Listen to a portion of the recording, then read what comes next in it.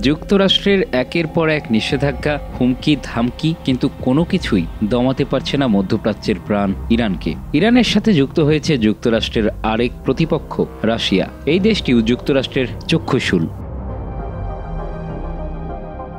Russia তার সামরিক শক্তি ভাগাভাগি করার জন্য নতুন এক চুক্তি করেছে ইরানের সাথে। এই চুক্তির আওতায় রাশিয়া তাদের তৈরি সুখোই 35 যুদ্ধবিমান সরবরাহ করবে ইরানে।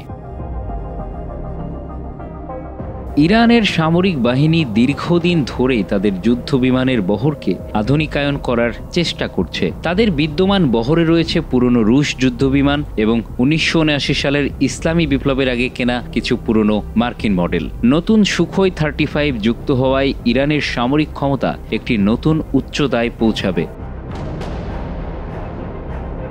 ইরানের রেভলিউশনারি গার্ডস কমান্ডার আলী সাদমানি বলেছেন, প্রয়োজন হলেই আমরা আমাদের বিমান, স্থল ও নৌবাহিনীকে শক্তিশালী করতে সামরিক সরঞ্জাম ক্রয় করি। তবে তিনি ঠিক কতগুলো সুখোই 35 কেনা হয়েছে বা সেগুলো ইতিমধ্যে ইরানে পৌঁছেছে কিনা সেই বিষয়ে বিস্তারিত জানাননি। সুখোই 35 একটি আধুনিক মাল্টিরোল যুদ্ধবিমান, যা শত্রুপক্ষের বিমান এবং স্থল লক্ষ্যবস্তু ধ্বংস করতে সক্ষম। এটি উচ্চ গতিসম্পন্ন, অত্যাধুনিক রাডার প্রযুক্তি এবং অত্যন্ত কার্যকর ক্ষেপণাস্ত্র বহনে সক্ষম। ইরানের রাশিয়া থেকে যুদ্ধবিমান কেনার খবর প্রথম প্রকাশিত হয়েছিল 2023 সালের নভেম্বরে। তাসনিম সংবাদ সংস্থা জানায়, ইরান ও রাশিয়া একটি চুক্তি সম্পন্ন করেছে। এটি ছিল ইরানের সামরিক বহরে নতুন অধ্যায়ের সূচনা।